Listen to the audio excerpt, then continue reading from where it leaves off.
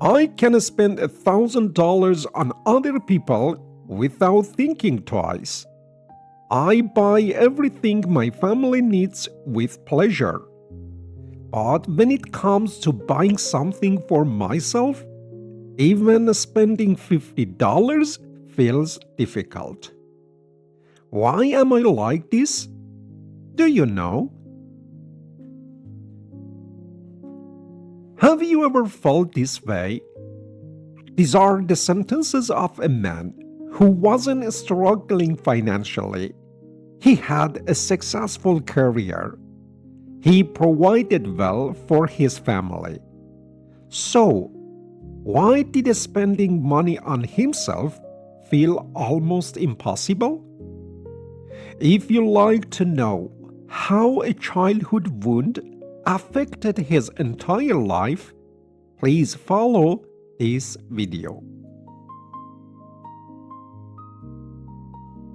All people admired him, but he himself knew and felt something different, so he decided to go and talk to a psychologist. When they started talking, the psychologist realized the answer had nothing to do with his bank account. It had everything to do with something much older.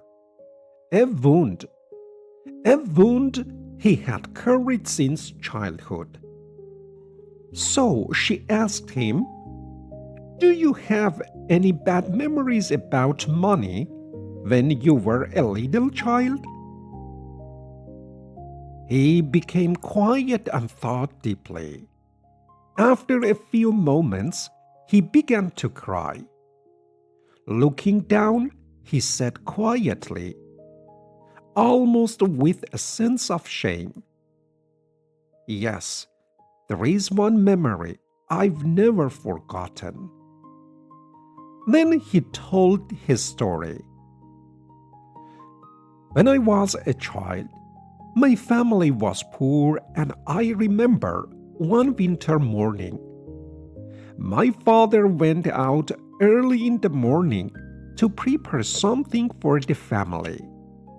The night before, as I was lying in bed, pretending to be asleep, I heard my mother quietly say to my father, 'We don't have anything to eat tomorrow, not even bread.' I didn't fully understand what those words meant, but I remember the feeling they left inside me. I felt afraid. I felt uneasy. I felt ashamed. I felt like we had nothing. The next morning, I woke up with a strange sense of anxiety. It was still dark outside. Snow was falling. My father left home before sunrise. He went to borrow money from a friend, just so he could buy bread for our family. I remember waiting, not for breakfast, but to find out whether we would have breakfast at all. I remembered hearing the front door. Before I even saw my father's face, I listened to his footsteps, trying to guess whether he had come home with good news. Then I heard his voice. Thank God, I managed to borrow some money. At that moment, I thought the story was about bread. Years later, I realized it was never about the bread.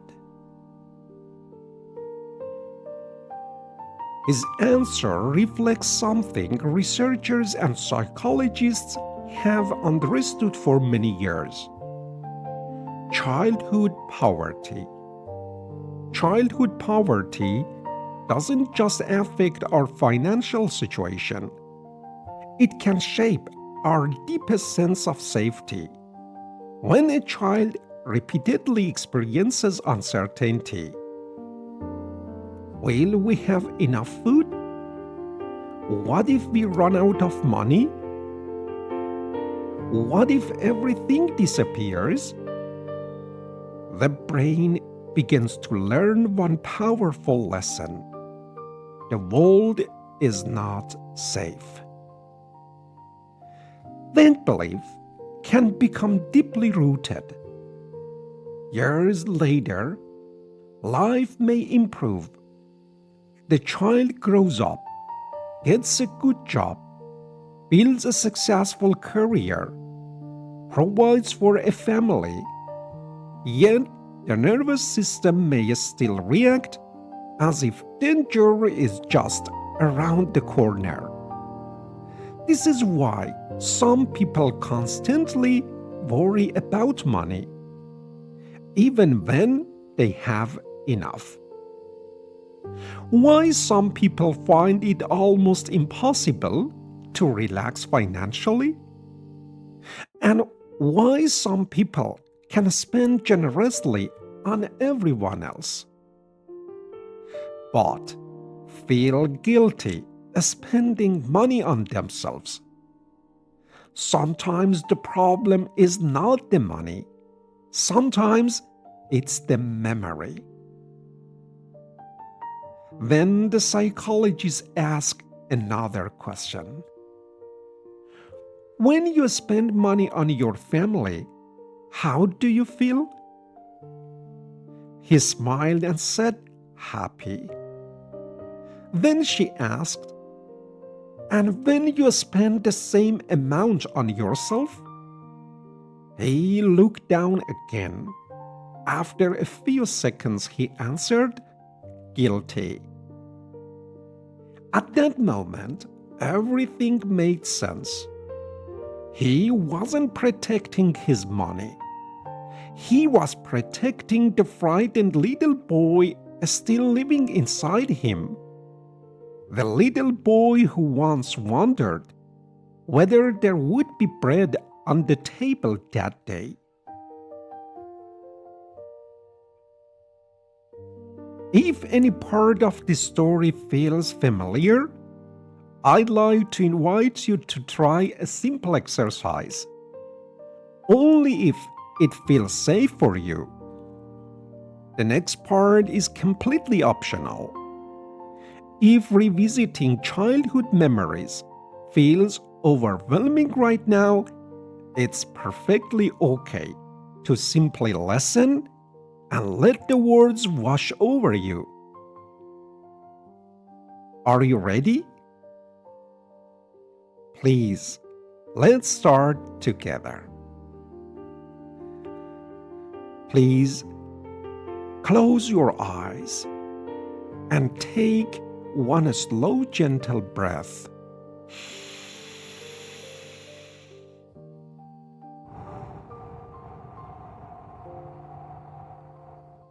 And again, another one.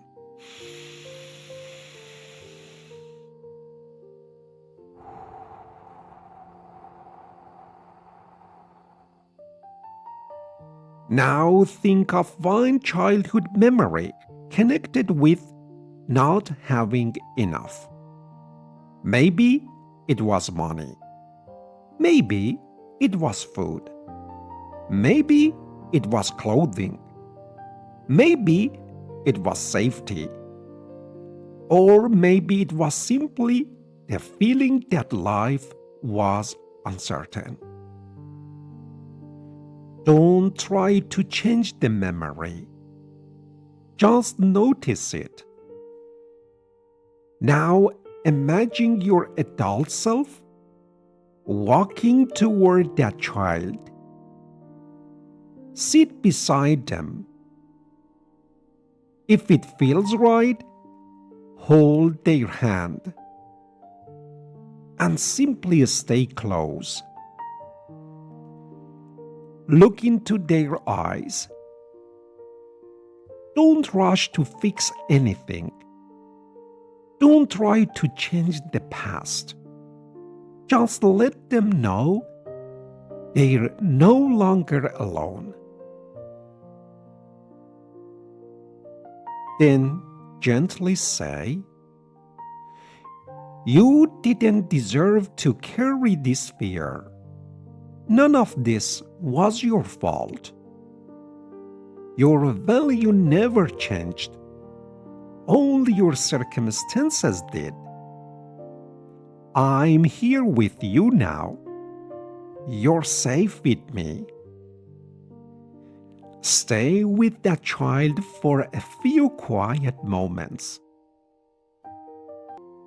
Offer that child a gentle hug. Tell them, "You're safe. I'm here with you. I'll do my best to protect and care for you." Allow yourself to sit with those words for a moment. And remember, if this exercise brings up emotions that feel overwhelming, it's okay to stop. For some people, exploring painful childhood memories is safest with the support of a qualified mental health professional. Before their conversation ended, the psychologist asked him one final question. "What do you think that little boy needed most that day?" He didn't say more money. He didn't say a bigger house. After a long pause, he quietly answered, he just needed to feel safe. I think that's true for many of us. Healing doesn't begin when we become rich. Healing begins when we finally feel safe. Peace isn't something we buy. Sometimes it's something we give to the child inside us who has been waiting for it for years. If today's story touched something inside you, maybe it wasn't just his story. Maybe it was yours too. Maybe that's what healing really is. Not changing your childhood, but making sure the child inside you never has to face it alone again. And maybe that's what it truly means to grow in peace. Not becoming someone different, but finally giving the child inside you the safety, the compassion, and the peace they always deserved. This channel isn't therapy. It's a space for reflection, understanding, and healing together. Until next time, let's grow in peace.